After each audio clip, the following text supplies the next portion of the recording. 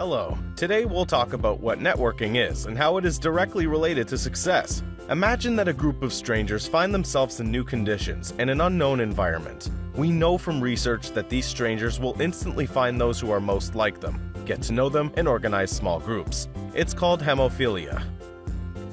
Soon, each group will have its own mini-culture, a special manner of doing business, habits, and perhaps even a language and form of expression. The longer this group exists, the more it will move away from everyone else, and then begin to show distrust and, ultimately, hostility towards them. In other words, we are evolutionarily programmed not to trust outsiders, but to trust those around us. In general, this is why most of us will spend our lives far from the majority, in such closed networks of communication with our religion or lack of it, with our political beliefs, with our survival strategies, with our own attitude to life and mentality. Of course, modern technology has only increased this effect. Take a look, for example, at how different groups communicate on Twitter. People with different opinions, from different social strata, and with different interests hardly interact with each other. They are isolated, polarized, and satisfied with the stability of the opinions of their circle. But what if someone breaks the system and goes beyond the boundaries of their group? What if he meets someone else? Will it become a kind of link between clusters isolated from each other? Well, it's called networking, or forming weak ties. Weak ties are a kind of superficial acquaintance. You periodically communicate and exchange news and ideas, but you cannot be called friends. You belong to different groups, do different things, and think about different things. However, despite their weaknesses, such connections give an incredibly strong result. In 1973, the results of a large-scale study were published, from which we know that more than half of people find their jobs precisely because of such weak ties. Pay attention. They find work not through close friends, not through strong connections, but through distant acquaintances. More recent findings have confirmed this result. Between 25% and 85% of all hires come from networking.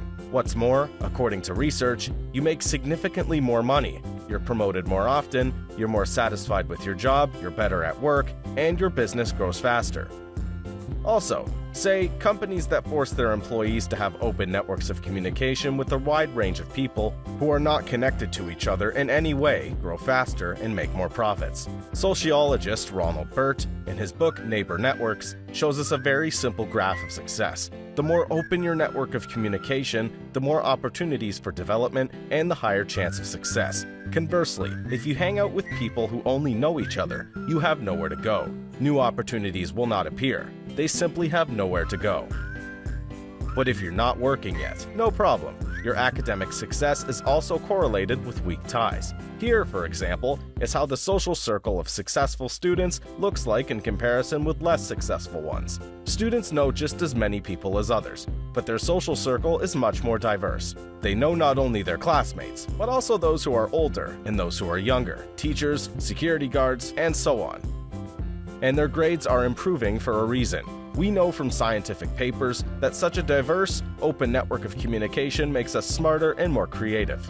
A 2015 study examined the social networks of Dell employees. Two categories of accounts immediately stood out. Take a look at the first one. An employee is subscribed to people from his company, to those who share his interests, political views, and lifestyle, and they, in turn, are subscribed to him and to people like him. This forms a closed network, isolated cluster.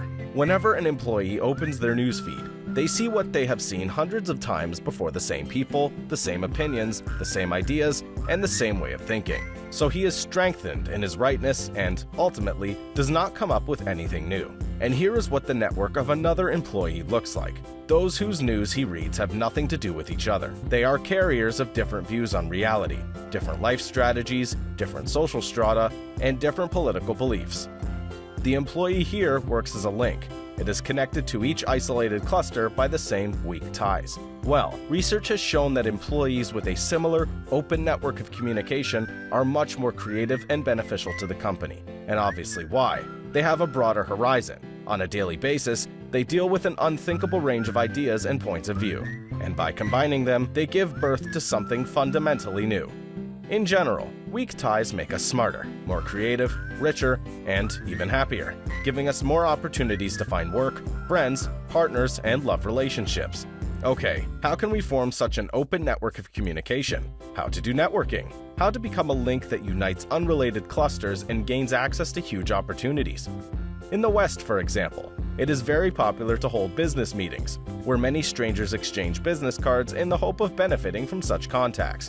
However, according to a 2007 study, 95% of people at such events do not meet anyone and spend time with colleagues. In other words, just going out and talking to some stranger, even at an event that is specifically created for this, is bad advice for most people. But even if you force yourself and meet an interesting person, it is unlikely to be pleasant. A 2014 study clearly indicates that networking makes us feel dirty. And all because dating for profit is something that goes against our human nature. We want real, unselfish relationships, and human capital, as sociologists call it, makes us feel dislike. We just don't want to use others, and it won't work. Therefore, networking networks stand on two pillars. Firstly, on a sincere interest in another person, and secondly, on the desire to be useful to him. Networking requires a fundamental change in approach to life. You cease to be a typical representative of your group. On social networks, you subscribe to those whom you have not even heard of before. You are sincerely interested in what motivates people whom you did not notice before. You agree to a hike in the mountains, a social event, or a theater because you are not used to it. And finally, when the time comes, you find that you can call those that your friends cannot call. Networking is not a tricky scheme to exploit people. First of all, it is a more open way of life. But if you don't know where to start, talk to old friends. According to a 2011 study, so-called dormant ties are a great source of social capital. To sum up, the world is much more diverse and interesting than it seems from the closed clusters in which the majority lives. Be open to this diversity. Thanks for watching to the end. I'm sure you liked it and learned a lot of useful things for yourself. Made with the support of the YouTube channel Factoria.